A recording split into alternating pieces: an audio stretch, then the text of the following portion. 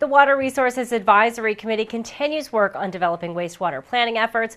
We find out why this year's Oyster season was a successful one, and we'll learn about how the Cape Cod Regional Transit Authority is helping local veterans. These stories on this episode of Barnstable Today. It's Thursday, February 18th, 2016. I'm Sarah Mannel.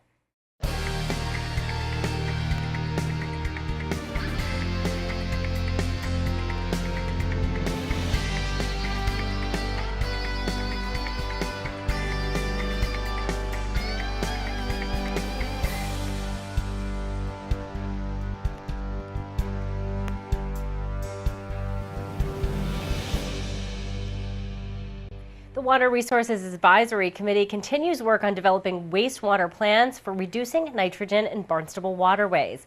Assistant DPW Director Rob Steen addressed the group this week.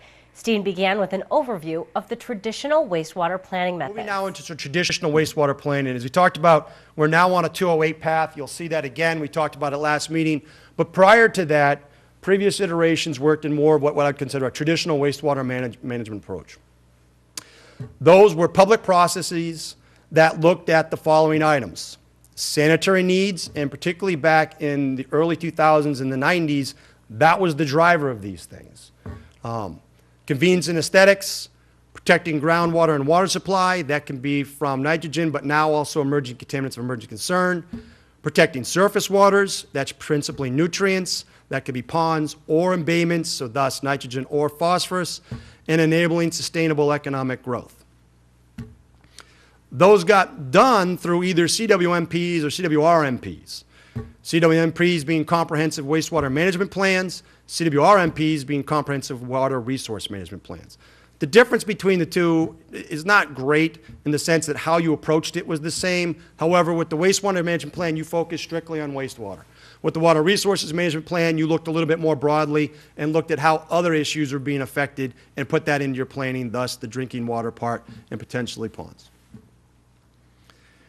So what is a CWMP or a CWRMP?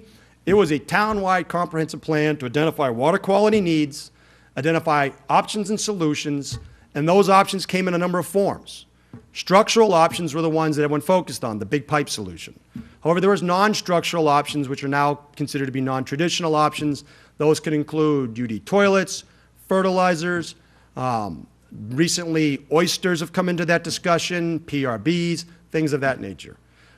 There's also management issues that could be used as solutions, which are things like zoning, regulation, things of that nature. As we'll see going forward, when you look at these plans, a lot of time your bigger costs are not as much in your existing, but in your future. And those are areas where future can be constrained and growth can be done in a way that's more conducive to your plan if you so choose. Steen also discussed the next steps for the Water Resources Advisory Committee. We are generally, as we talked about 2 meetings ago, following the Commission and the 208 guidance, which to date has involved the bookends and soon to be a hybrid plan. So our way forward is next meeting we need to review the bookends. We've taken a crack at that amongst staff. Those are now back at the county. The county is now looking at those and putting them in and making sure the numbers still jive out as we've changed things around. When we did that, it was Dan, myself, Dale Sod, and we asked Brian Dudley to come in and sit with us as DEP to help us with that process and with a lot of corporate memory. So that's how that got done. Those bookends will hopefully be back next month. And then at that point in time, we can present them to you and let you guys take a look at them and get your thoughts. Once that is done, we need to start to fill data gaps and identify data gaps. So as we talked about here, we already know the Barnstable Harbor MEP report's a data gap. We don't know what that number is yet. We're hopefully going to have that before we really get into this too deeply. Pond data collection. I know there's been discussion already. We'll probably have more discussion going forward. Is do we know enough about ponds or do we not? And if we don't, what do we need to know and how do we get it? Parcel-specific wastewater generation. I've gone through this a couple times. I've seen reference to the fact that water data was linked to parcels. I've not seen the results of that. So it may be there already. If it's not, we probably need to do that. Because that, I think, is going to be crucial as we start figuring out specific and fine-tuning the reports and things. Parcel-specific growth projections. The needs assessment currently sort of looks at growth, but it looks at it on like a village basis or maybe a watershed basis. As we get into these plans, we'll need to start to understand that on a more refined basis, maybe even down to the neighborhood level. the 208 for Phase 2 alternatives evaluation, and then others. And that's what we're going to find out as we go forward. Those of you that have been doing this for a long period of time, I'm sure you've got ideas of things that are missing, and we need to go out and kind of get those individual products in. And then at that point, we create the hybrid plan. We sit down and work on the hybrid plan. That will not be an easy step. That will not be a 1 meeting, 6-month meetings, or a year of meetings probably. That will involve, I would imagine, lots of public process. That will involve lots of back and forth and give and take. But hopefully at the end of that, it will also involve something that's palatable, something that is useful, something that addresses needs, and at the same time does what the community needs it to do in a way that they feel comfortable with. Following Steen's presentation, the committee voted to meet once a month rather than twice a month. We will, of course, continue to follow the committee's work right here on Barnstable Today. It's been a successful oyster season for the town of Barnstable. Shellfish biologist Tom Marcotti talked about the recent season during this week's shellfishing committee. The season ran until February 15th was the last harvesting day, and which was all well and good because we ran out. So the good news is we're lucky we lasted that long. After last winter, I've made this excuse many a time, right? It was such a devastating winter. I wish this winter was last winter because we had the inventory last year. And then that inventory got wiped out because of last winter. So, but we were lucky. This year, we started on November 4th and it ran until February 15th. Thanks to some really fast growing seed we had.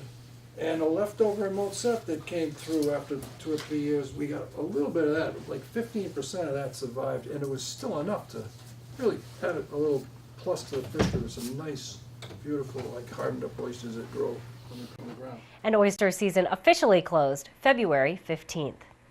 The Cape Cod Regional Transit Authority is gearing up for another successful Cape Flyer season.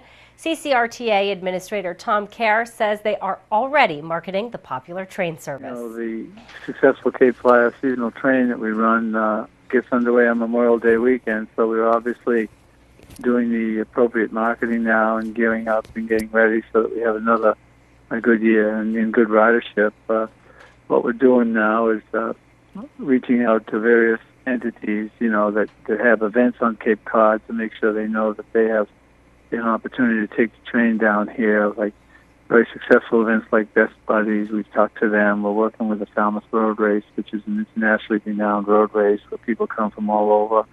The Nantucket Yoga Festival, we connect closely with Highline, and they go take passengers over to the island in a seamless transfer, and the Nantucket Book Festival, and many others. We've done it in the past, but we haven't had as much of a head start like we're doing this year because we've now completed 3 years of service, and we kind of know what works well and what doesn't work well. And you know, we have Kathy Jensen, who's our social media expert, and all the technology advancements we've had allow us to reach out to people and Facebook and that and whatnot. So we're really excited about having another successful rail year, and all our bus service seems to be moving along successfully as well. Kerr says the CCRTA is also working to help local veterans. You know, everybody knows the difficulties that many vets have faced coming back here from protecting our interests abroad, and so anytime we can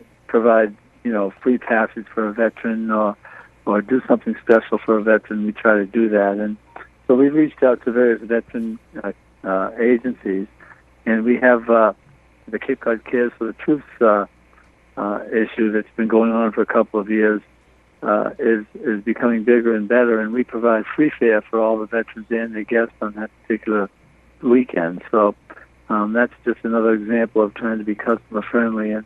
And this year we've reached out to more veterans agencies, so we're anticipating a lot more veterans coming to the Cape and taking part in some of the beautiful things that we have, the beaches, golf courses, and things we have down here. And you can learn more about the CCRTA and its programs by visiting capecodrta.org. Well, be sure to tune in to our hour-long news program, Barnstable This Morning, weekdays at 7 a.m. On tomorrow's show, we'll have our weekly arts and culture segment. We'll talk with Director of Leisure Services, Patty Machado. Plus, we'll have all the news and information you need. For Barnstable Today, I'm Sarah Mannel.